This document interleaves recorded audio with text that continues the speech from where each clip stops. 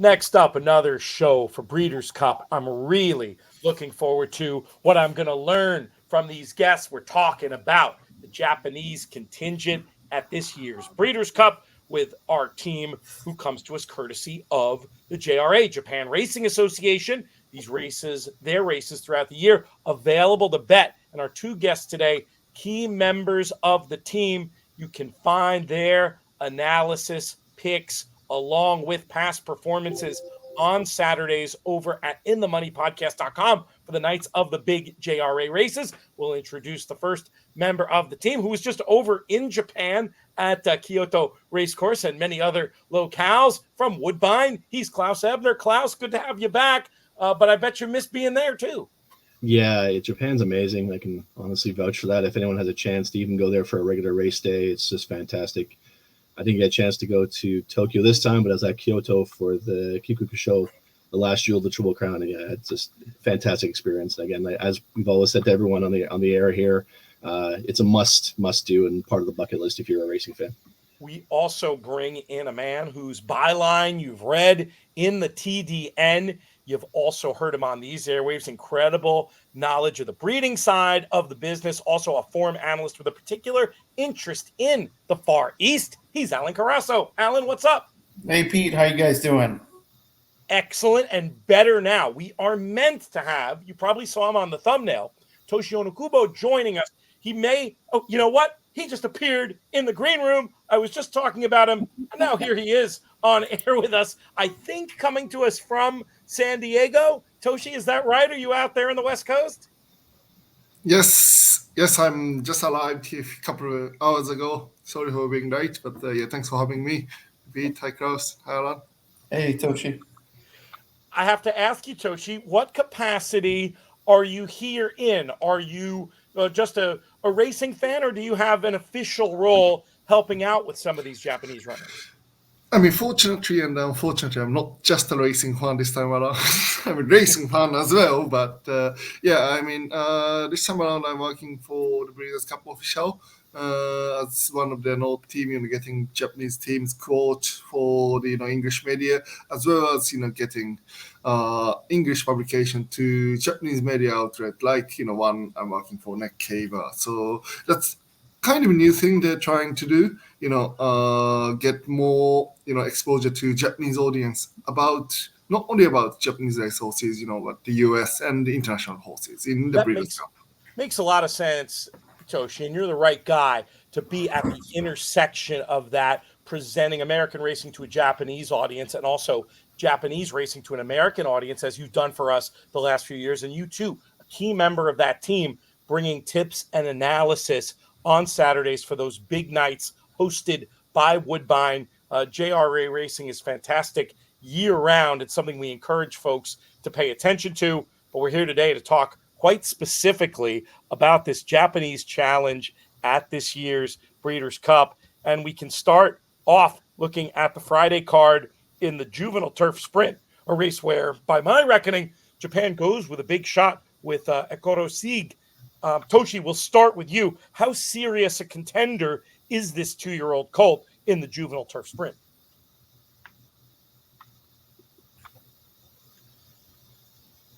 Toshi, you're on mute.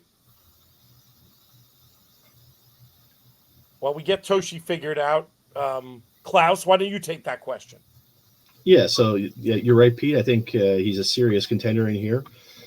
I think the big challenge will always be just how any foreign horses handle American speed. We know that obviously the American horses will go to the lead. He has lots of speed, and I think the fact that he in his last race he won going away, going 6 furlongs in a minute and 7. So he's certainly a horse that has some serious speed.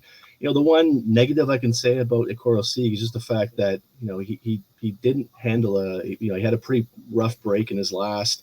And then he also, had a horse challenge him on the lead. So he's going to need a clean break. That's going to be the big thing for him in terms of the start. So if he can handle all that in terms of the break and the race itself, yeah, I think he'll be right on the front end, and he'll be a tough one to catch if he's, not challenged. We have in our possession some speed figure equivalents. We're going to be releasing those for the Japanese contenders, for the European contenders on the In the Money Plus side, inthemoneypodcast.com/plus, the place to go if you want to check those out. But spoiler alert, Akoro Sieg has numbers, as evidenced by that raw time you cited there, Klaus, that seem like they're going to be competitive with this group. Alan, is he a horse that you're interested in this spot? Yeah, very much so. I mean, I think one key thing for Akoro Sieg is that he's gone both ways. He's gone left hand, he's gone right hand, and he's been equally effective. Like Klaus said, going 5 at Del Mar, there obviously isn't a whole lot of margin for error. So he's going to want to draw well, and he's going to want to leave there running. Otherwise, he could be up against it. But even though he left there poorly last time, he made the lead fairly easily from the inside stall on top of that. And, you've got a master at the controls, assuming Christoph is going to keep the mount for the Breeders' Cup. I think he's extremely live. I mean, you could say the 5 is probably works in his favor more than the 6, 1,200 meters. So I think he's a very live chance to get the meeting off to a flying start for them. Toshi, will bring you back in. That was a question I had. I was a little concerned about a horse that didn't break that well going 6, cutting back to 5. Do you think Akoro Sieg will be suited by the 5 furlongs? And do you have any inside word on who may be in the irons come Friday? I mean, he's a very, proper 2 years old who has speed, and his jockey, Christoph Romeo, said, last time out he won the open class, which is kind of, Japanese local listed race, and he broke the record for 2 years old for that distance. Yeah, he had plenty of speed, and, surely, high top class sprinter in Japan, but as everyone said, our speed in America is a little bit different from what we do in Japan. So I think that's a question, but yeah, he'll be an interesting one, I'd say.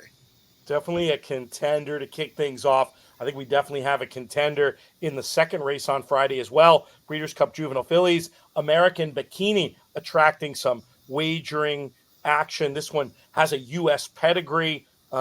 With American Pharaoh and Bernardini in there. What do you think, Toshi? We'll keep it with you. Curious to get your thoughts on American Bikini and what you think we might see from her in this spot. So she won last 2 races, and she's American bred, as you say, by American Pharaoh. Yeah, she's a quality filly, I'd say. What kind of a chance do you think she has, Klaus? Does she deserve her place near the top of the market in here? Seeing something on the order of 4 to 1, 9 to 2 internationally, would she be a bet for you at that price? For me, I certainly see the interest in American Bikini based on her efforts, but the one kind of fly in the ointment, if you will, for anything that I have for American Bikini is if you go ahead and watch her maiden race, that's a race where she experienced some adversity, if you want to call it that, with a poor start. And yeah, she rushed up and she ran well, but then she got nailed on the wire by another horse. So again, the wins that she's had have been impressive, but she hasn't had anything challenging her on the front end. So that's my only concern, is the fact that, the results have been impressive, but again, she hasn't had anything really in behind her.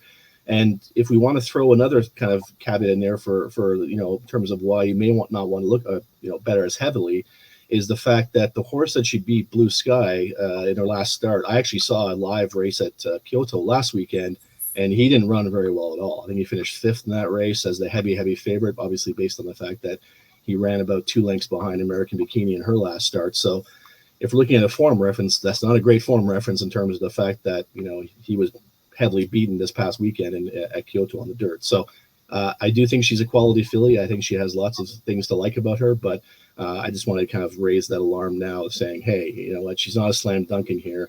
A lot of good American fillies are there, and she's racing, obviously, for the first time overseas.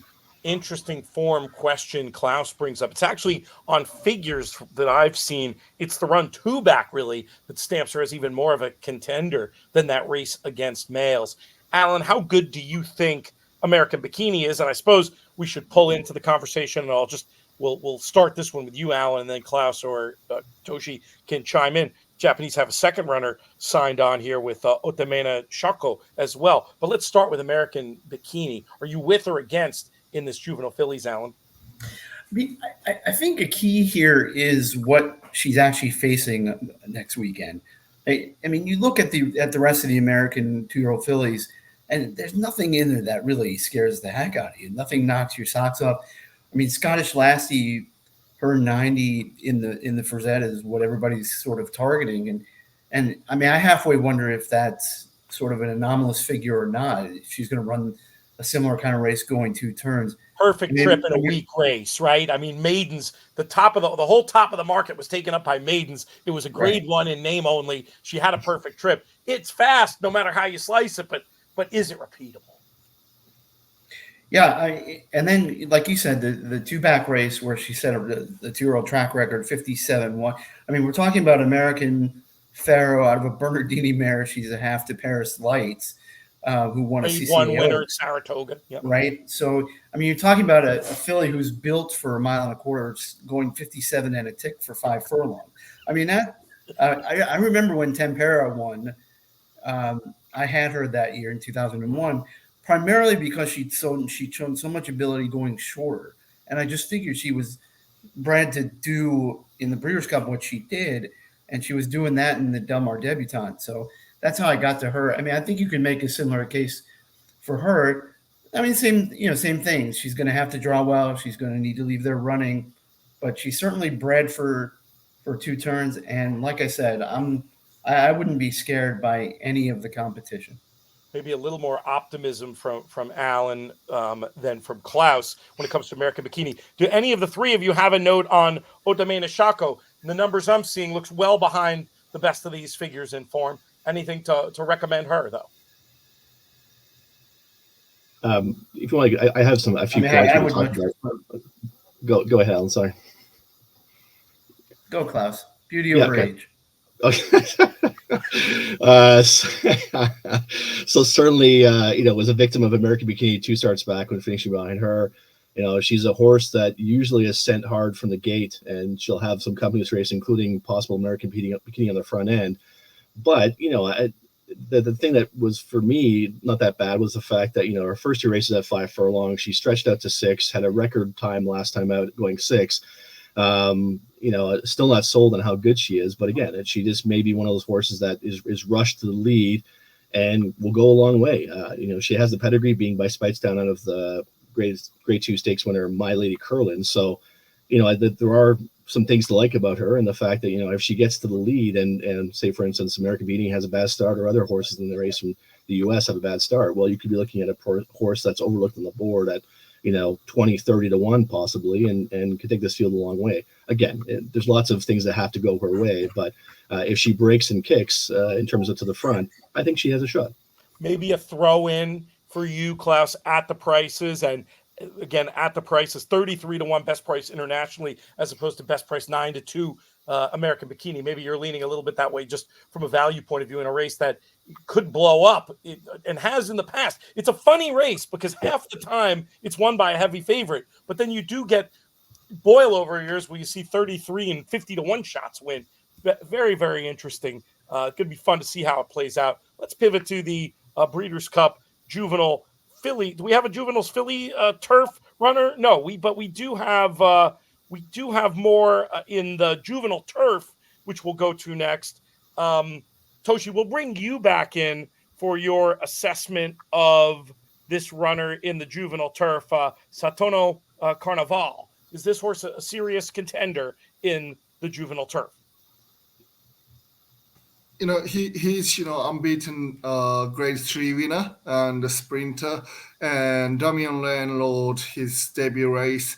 Yeah, he has a lot of speed, and this time around they booked Rachel King, I believe, and that's a great story. That's trainer Noriyuki Hori. He's kind of responsible for her when she is riding in Japan earlier this year. So trainer really likes the jockey, and Rachel King trainer brought her to US to ride this horse.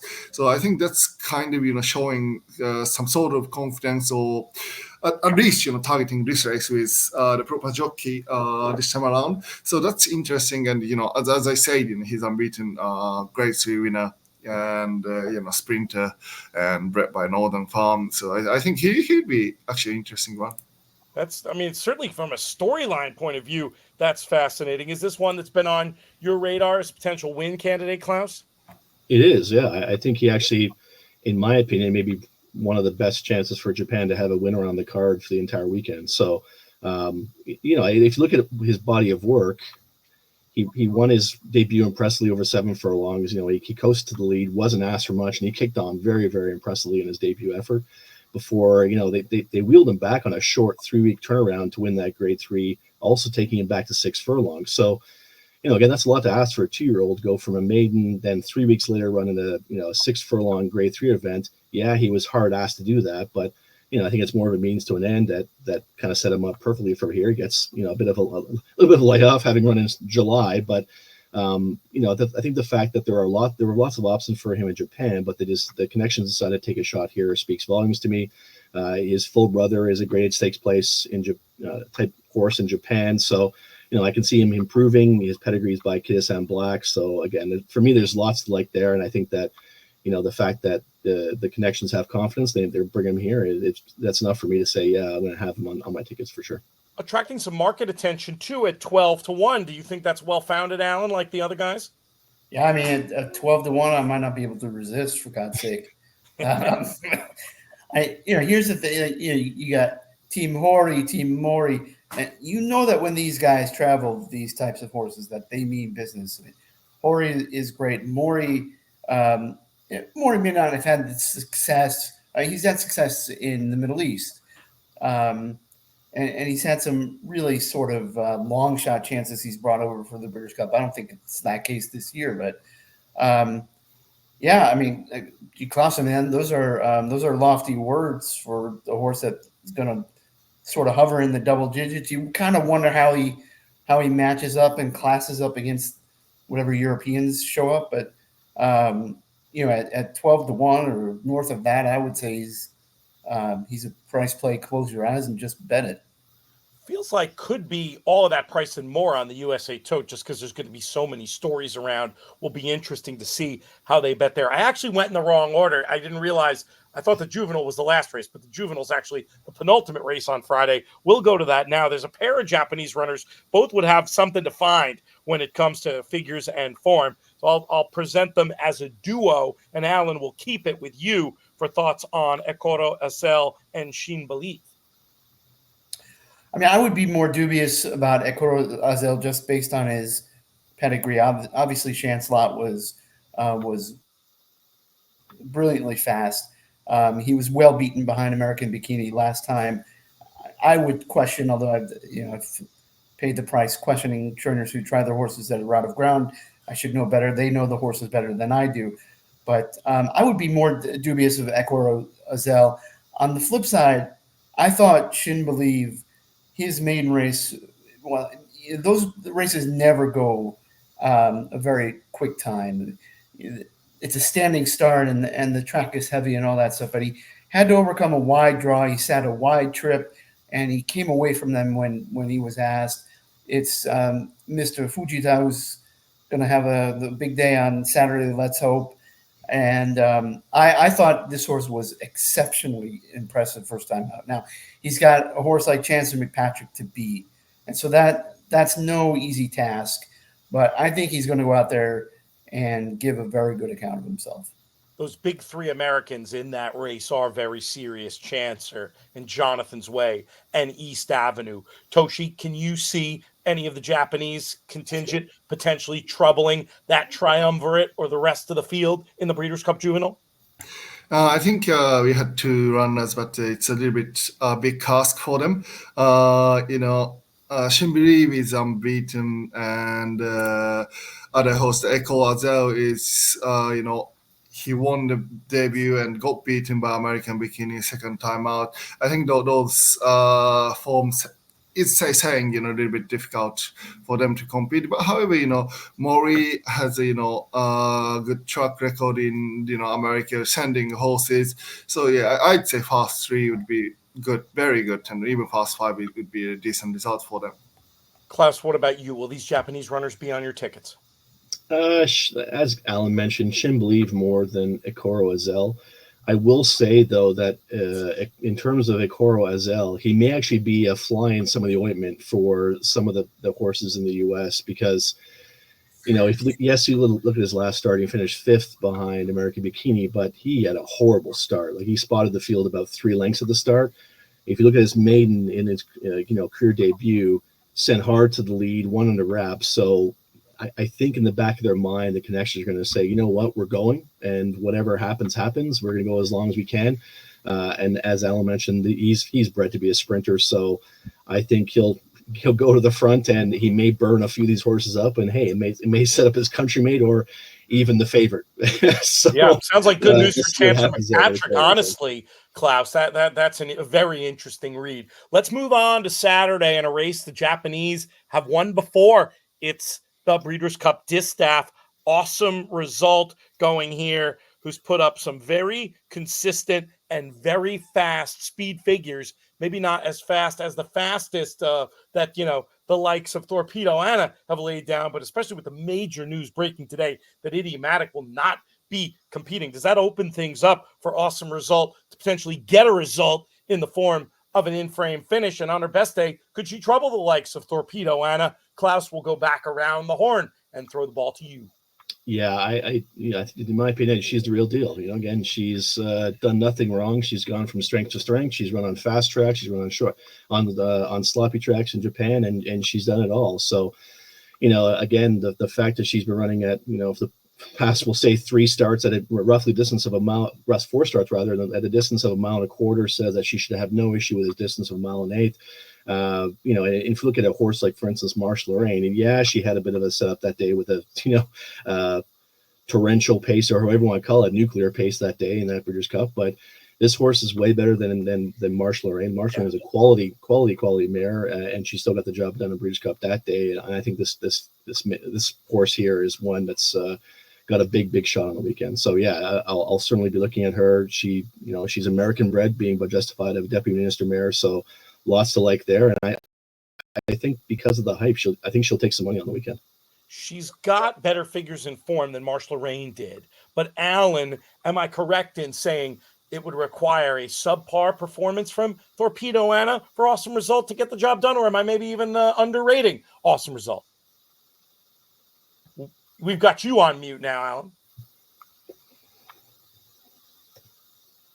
There we go. I've struggled with Torpedo Anna this year. I mean, she's obviously heads and shoulders above her peers.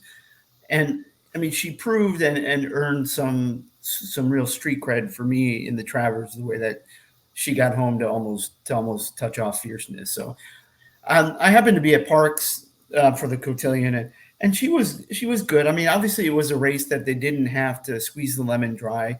She wasn't going to have to win. It was sort of a tricky trip, and they sort of ganged up on her. And at the end of the day, I mean, that was a goofy track that day. It wasn't really tossing up quick time. So, like, from a speed figure standpoint, it's hard to know what to make of it.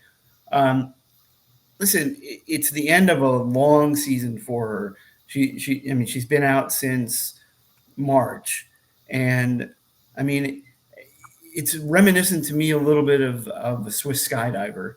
Like, you just wonder. I mean, you have a sneaking suspicion she might be over the top, and she might be a short odds play against. Interesting. In that scenario, I would assume Awesome Result would be one of the ones you want, especially in this world where now Idiomatic is retired. Correct. I agree. Very interesting. Toshi, how about you? How good of a chance does Awesome Result have? Is this one where the Japanese contingent is really hoping to win the race, or another one where you feel like in the frame would be a good result for the team? She's, unbeaten 7 from 7. But question is, she probably has never challenged. And this is the Breeders' Cup, this stuff, and she will be challenged. So that will be a question. And, unbeaten filly on dirt track, which is not our forte in Japanese racing. So, can be she's overrated, but again, she's never been challenged, so we don't know when she, how she raced when she got challenged. But from what you can see, or what we can see from her form, she is probably one of the best, and arguably best filly we brought to the America. It's going to be fascinating, and I'm liking the case you're making, Alan. You really depends on, do you buy the narrative about the Parks run from Torpedo Anna? Was she undertrained, as Kenny McPeak insists, and is she supposed to move forward, or was that a sign that her form's going in the wrong direction? If it is, I think Awesome Result becomes an interesting alternative. Let's go to the turf, where the Japanese go two-handed. Shahryar, who we saw in the race last year, seems like one who's supposed to probably step up and run a representative race here, and wasn't too far off last year. You also have Rusham Park representing the colors of Japan here. Toshi, we'll bring you in for your thought. What are your expectations for the Japanese pair in the turf? Shahryar, so as an information, so he will be retired after this, or maybe Hong Kong after this. But he is Huron. Last time out, he was disappointingly fifth in the Group 2 prep race Sapporo Kinen, but that was over 2,000 meters, not his preferred distance. Definitely, he likes mile and a half to 2,400. And as I said, he is Huron, so I think he has a good chance being praised, I'd say. And the Ocean Park, couple of rust, his start was very disappointing. We'll see what happened, but he has never been that competitive in the Group 1 class, so I would say questionable. Definitely something to find there. What about you, Klaus? How keen are you on this pair's chances? You and I have talked about Shahryar many times on the In the Money airwaves. Where are you with him at this point in this race? Yeah, again, I don't think there's that many world beaters in this. I think this is a relatively easier version of the Breeders' Cup Turf this year. So, and considering the fact that this horse in the form of Shahryar was a bad ride away from a win last year. So, if he gets the same ride as Augusto Renan last year, well, he maybe wins the race. But the fact that Mirko de Miro decided to, Christian de Miro rather decided to try to go wide instead of staying on the rail. If he stays on the rail, he has the same trip as Augusto Renan, and maybe we're talking about Shahryar being the defending Breeders' Cup Turf champion here. So definitely, I think he has a big chance in here. He showed his real true form in Dubai race, where he finished second to Rebels Romance. I think he's a quality horse that, like usual, he had to run a prep race. That was the prep race he ran in the Sport Keenan. Didn't run that bad, finishing fifth. And I think he deserves a big shot in here.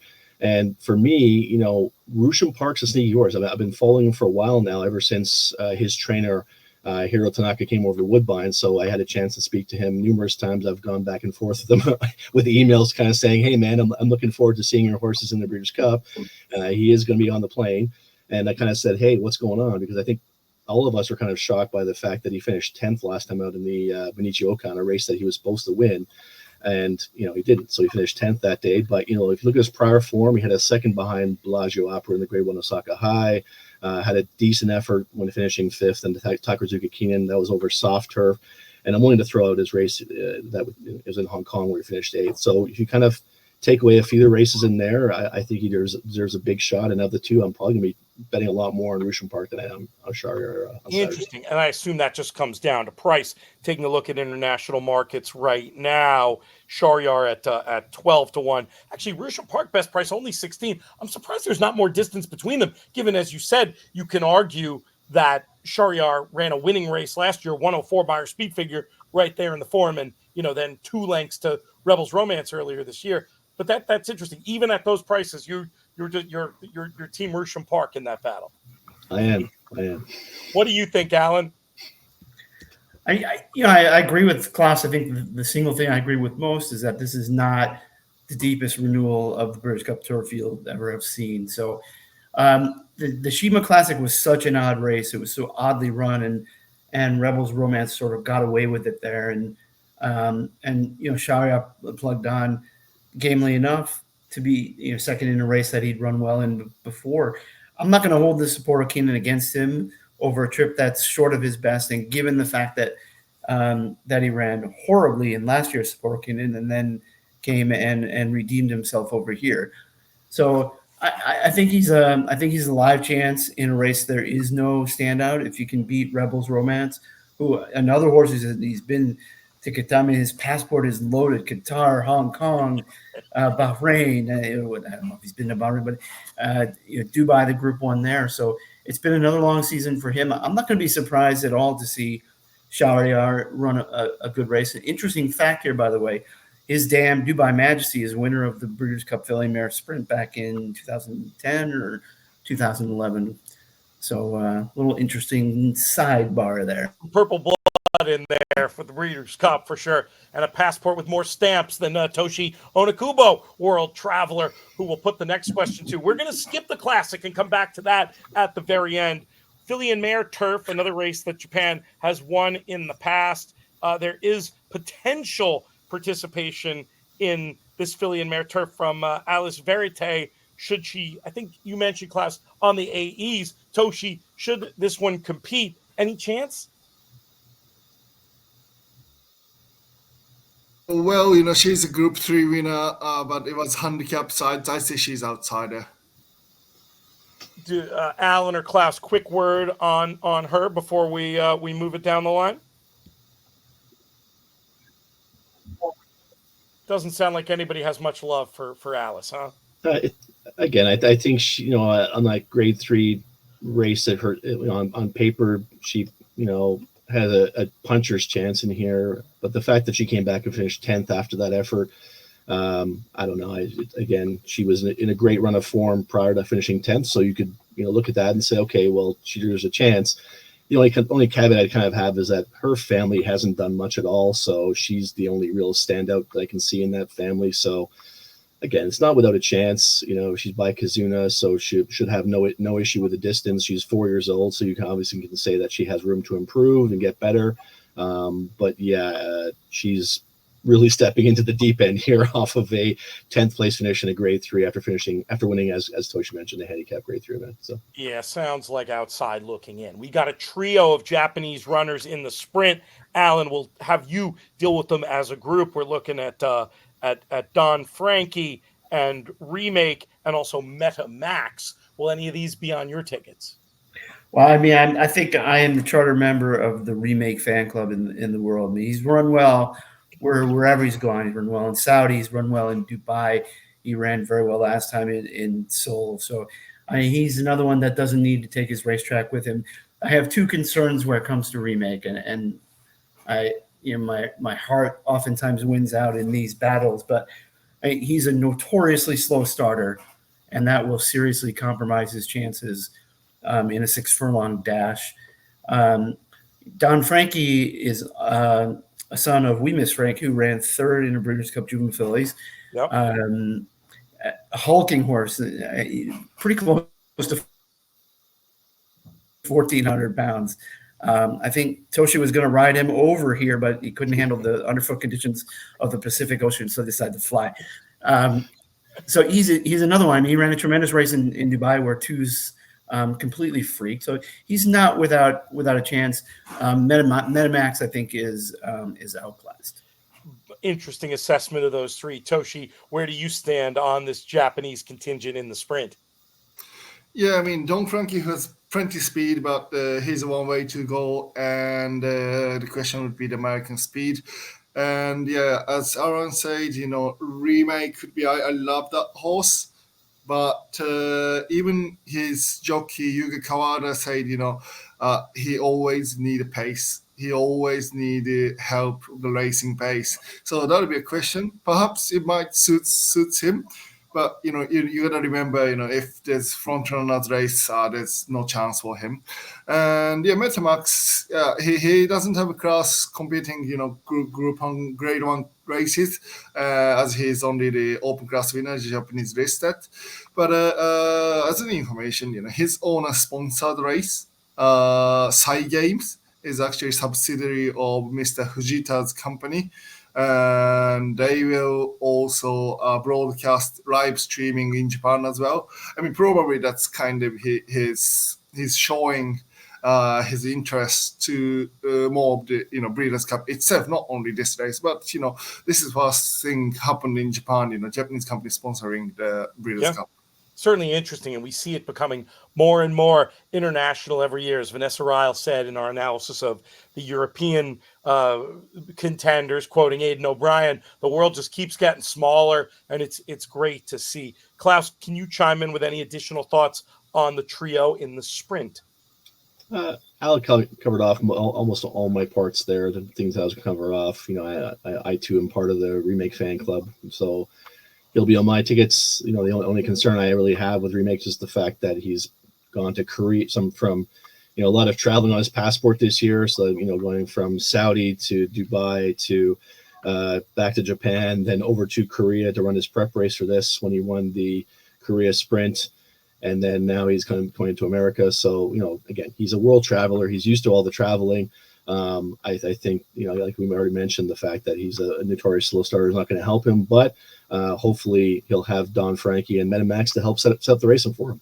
I mean, it worked for Marsh Lorraine, right? You can't rule it out. Anything's possible in these American sprints with the fast paces. It could come up that way, but depending also on how the track is playing. The last time we saw Del Mar, it was not very kind to deep closers. We'll have a couple of days of racing to look at before we have to make final assessments. As we move on to the Breeders' Cup Mile, we've got a pair of Japanese runners in the form of Geoglyph and 10 Happy Rose. Klaus, serious contenders among them? I think of the two, I think they both actually have a puncher's chance in here. I'd probably lean a little bit more towards Geoglyph in this, just because the fact that it seems like they've gone away with their experiments with him. That's the biggest thing I can say that's kind of worked in his favor, is that they tried doing different things with him. They tried him on the dirt. They've tried him at different distances. They've kind of finally realized that he's a kind of mile to mile and a quarter horse, and that's where they're keeping him now. He ran a really good race when finishing second last time out of the Sport Keenan at mile and a quarter. He had a decent effort when finishing sixth behind Romantic Warrior in the Ishida Keenan. So, yeah, I think he's going to need a lot of luck, in my opinion, in terms of the draw and where he's at in terms of the race. But again, for those of you that don't remember, and I know a lot of people say this, but of the horses in the world that have beaten Equinox, he is one of them. So, so that's kind of a feather in his cap when he won the Satsuki Show back in 2022. But yeah, he seems to be going in the right direction now. I'm happy to see they finally kind of said, okay, we're going to keep him on the turf at those distances. And yeah, is he the world's best miler? I don't think so, but I think on his day, he can put in a very good effort to beat the likes of the horses in here.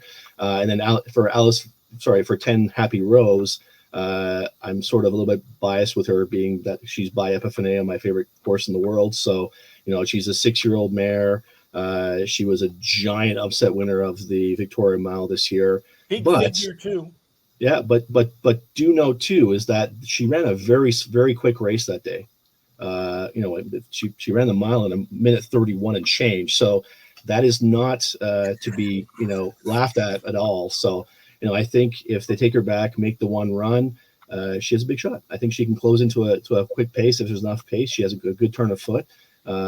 She'll be long priced because she's a 6-year-old mare, and you see the 7th last time out going 6 furlongs. But again, I think that 6 furlong prep was more of a prep for this event here. Alan, your thoughts on the pair in the mile?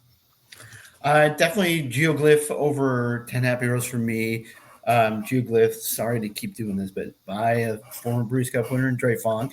Yeah. And I agree, Klaus. I love the connections. Yes. Forget the dirt, forget the mile and a quarter, even though he's a classic winner over the 10 furlongs. But I don't think he's without a chance. I feel like these horses, like a 10 Happy Rose, to me feels like a horse that was very much suited by the long run home at Tokyo. And I feel like these short stretches, which are less than quarter mile, work against this sort of sweeping move that the Geoglyph might want to make. So him over her for me. I'm not being chauvinistic, just him over her for me in this particular instance. I think this is a pretty good race this year. At the end of the day, I think both will struggle. It is a stronger mile contingent from Europe than we were expecting at points in the year. That's true. Toshi, do you give the Japanese runners any count in the mile? Yeah, again, I think Geoglyph would be better with the distance, a little bit more trip. And 10 Happy Rolls, I mean, she'd be interesting, horse, and, she used 6-1 as a prep race to prepare the American pace. And she was very impressive in that race, Victoria Mile. That was a long shot. So, I mean, depends on the price, but 10 Happy Rolls, maybe. Let's talk very quickly about the dirt mile. Tio Saint-Denis, who we've seen run here in the USA before, back on Derby weekend and had an impressive burst of speed. Do we think this is a horse capable of winning the Breeders' Cup Dirt Mile? Toshi, we'll keep it with you. Probably not a grade 1 race, but he placed in the Arishiba Stakes back in the May. But that horse is not competitive. He's not competitive at all in the group listed class, even in Japan. So it'll be a long shot. Anything more than a pace factor, Alan or Klaus, for Tio Saint-Denis? Again, I think his best chances will be just like he ran in the Arishiba, just to be sent out to the front and hope he holds on as long as he can. Again, he ran a hell of a race that day. I was kind of like shocked at the quarter pole that he had a chance to actually win the race that day in the Arishiba. But to Toshi's point, he's been decimated in Japan. So again, who knows? Maybe it's the fact that he gets some good old American cooking under his belt, and he all of a sudden turns into a superhero when the Japanese kryptonite wears off. So who knows? Might just like it around here. And there is news that National Treasure will not be competing, which does make that idea of a front-running journey a little bit more likely for him. Anything to add there, Alan, or shall we get to the last two questions? Yeah, I mean, let's hurry up to the classic. But I mean, it was a good day for the TO horses. Mr. Zaya that day at Churchill. TO Password ran very well in the Derby as well. But this is a task too tall for TO. I like the alliterative nature of that. So what we're going to do, it's actually more than a question, because we got to talk through the three contenders in the Classic. And then I'm going to ask each of you for a best bet amongst the Japanese runners. If you could only bet one, which one it would be. But before we get to that, I just want to put in another shout for our In the Money Plus coverage. This is a place where you're going to be able to get little write-ups and figure equivalents for all the foreign runners, trip notes for every horse running at the Breeders' Cup, horse-by-horse write-ups, betting strategies, so much more. It's only $20. InTheMoneyPodcast.com/plus. Plus, you get all the normal things you get for a month of In the Money Plus, extra podcasts, digest of the picks from the shows, etc. Check it out for a month. See what you think. Let me know as well. InTheMoneyPodcast.com/plus. Breeders' Cup Classic. The Japanese go three-handed in this one. Toshi, we'll start with you. Which of the three are you most interested personally to see run next Saturday, and how do you assess their chances? I have to say for Young, he's one of the best horses in the world, I believe. I get it. The answer to both questions. Do you give the others any count, or is it really Forever Young all the way for you?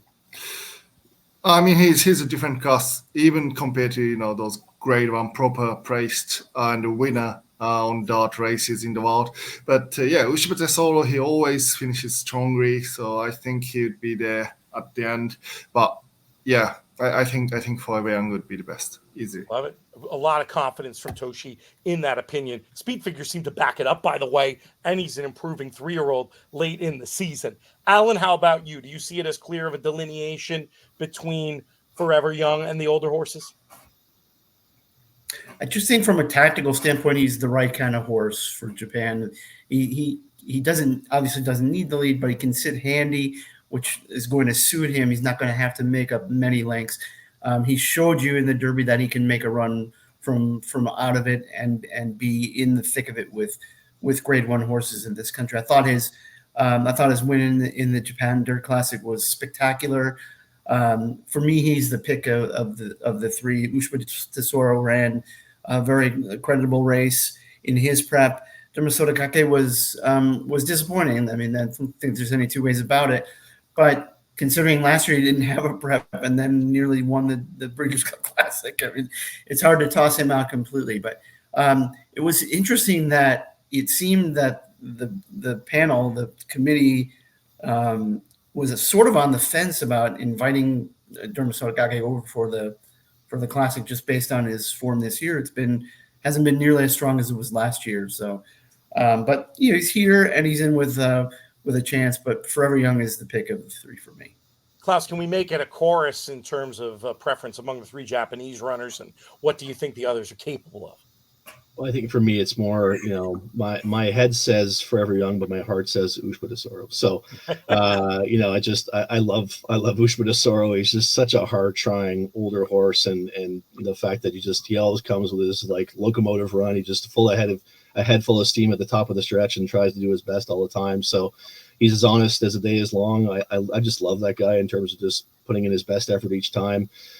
But, I think that Alan was right. It's just, I think, based upon what we saw, and it'd be interesting to see on what happens on the Thursday and Friday at Del Mar in terms of, track, the way the track's playing again. I know that it's been heavily, slanted towards early runners on the dirt going long. So, obviously if that trend continues, Alan's right. I've been looking obviously at Derma and Forever Young as the two, but, if it somehow evens out and that you have a bit more of a playing field, then I'll be betting a lot more on Ushba if things seem to be a little bit more fair. But I think one thing I noted as well is that I think they spoke a little bit to Yuga Kawada about his ride last year on Ushba Tesoro, and he felt that he kind of rushed him a little bit in terms of the race flow. So he said that this year he's just going to let him do his thing and then really have that head of steam coming into the lane, as opposed to last year where he seemed to kind of panic a little bit based on the way the race flow was last year, and he kind of made his move a little too early, and that kind of took out some of the steam at the end. So I think Yuga Kawada's a brilliant jockey. He knows what he's doing, one of the best in the world. And I think that this year he'll kind of just say, okay, you know what? We'll let Ushba do his thing, and then I'll make sure he has a full head of steam turning for home. And whether the track plays that way or not, he'll be coming late. So right, I think you're right about how the track is playing being the key to Ushba. But that's a great point about the disastrous trip last year. Didn't break, and then spend time on the rail, which didn't necessarily look like the part of the track he wanted to be on. He was probably better than the 3 3/4 length margin suggested. One more quick question about Forever Young, because he didn't break great in the Derby. And I just wanted to ask, what is his ideal trip? I mean, we do think, despite how far he came back from the Derby, he's not some one-run closer. Do we think he has the tactical speed to try to make his own trip a little bit more? And I'll ask each of you that one. Forever Young's ideal trip, and then we'll get to that best bet question and finally get out of here. Klaus, we'll start with you. Yeah, in my opinion, provided he breaks well, I think that Sakai will just have him in position probably in behind the leaders. I think he could be anywhere from 4th through 6th. I say is probably his ideal position. Makes the first run on the leaders, in front of Sierra Leone, and hopefully Sierra Leone doesn't hang on him for the entire stretch this time.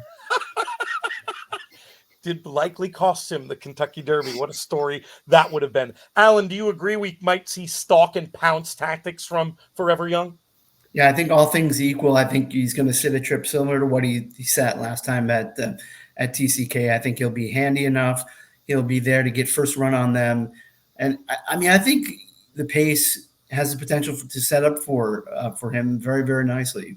If Arthur's Tail is out there, Fierceness is not going to be too far away. Maybe some other speed comes across from the high draw. I think he's going to trip out beautifully, assuming he leaves there okay. And I think he is the real deal. Very interesting. Yeah, I think it'll be Arthur's ride. I think City of Troy is going to show speed. They don't want dirt kicked in that horse's face. Oh, absolutely right about that. This will be right out there as well. Toshi, what's the ideal trip for Forever Young, or have we already described it? Yeah, I mean, he stays really well and finishes strongly. Probably longer distance would be ideal, but I mean, surely he handled this distance as well. Excellent. And in terms of where he's going to be positioned, do you like that idea of being, a couple of lengths off the leading group, but he's not some deep closer like he might have looked like in the Derby because of that poor break, right? Yeah, exactly. But again, the different horse, but Yuga Kawada said, breaking or, doing different pace for the horse's ideal pace. I think that can, destroy the horse, the race. So I hope, Sakai wouldn't chase too much. Right. Just leave him alone. He will finish strongly anyway. So that's what I think. But at the same time, Forever Young was, early 3 years old, and he's a little bit backward as well. So he probably got a bit of more, early speed and, breaking the stall as well. Yeah, I think it's hopefully he's going to be able to show a bit more early. A best bet among the Japanese runners from each of you quickly, and then we'll leave it there. Toshi, we'll keep it with you. Of all the Japanese runners, which one are you the most excited to bet on? That is a good question. I mean, depends on the price, but I mean, forget about the price. I have to say Forever Young. Gotcha. Is there a long shot you want to mention quickly, though? One that at the right price, a little bit under the radar, you will be backing? I think Shahryar for each way and 10 Happy Rolls for each way. Yeah, just go with the top horses, I'd say. Each way, for American listeners, basically trying to get them on the board, get them in that top 3. Alan, how about you? Same question, maybe a one at the shorter end of the odds spectrum and something at a bit more of a price.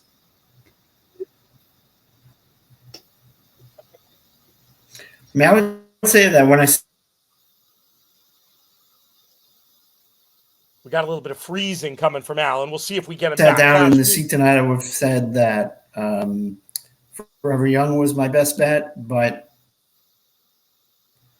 Klaus has won me over. And I'd say maybe Geoglyph verticals. Okay, so a little Forever Young, a little Geoglyph. Klaus, how about you to round us out? I'm going to put on my happy pants and go to the Carnaval. So we're going to go with Satono Carnaval as my one of my biggest bets on the day on the Friday, and hopefully I can parlay that into some winning bets on Geoglyph and Forever Young in the Classic. So there we go. Just a reminder, we've got JRA action available in the USA many weeks of the year. Check your ADW and check out inthemoneypodcast.com for advice, free tips, past performances from the team on Saturdays. Thanks so much to the JRA for being partners with In the Money Media via their partnership with Woodbine. And a reminder for much more on all these foreign runners and the Breeders' Cup in general, check out In the Money Plus, inthemoneypodcast.com/plus. You will not regret it. This is PTF for Klaus, for Alan, for Toshi.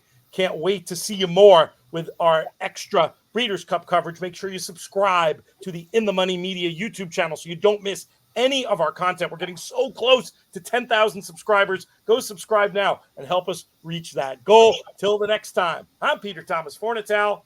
May you win all your photos.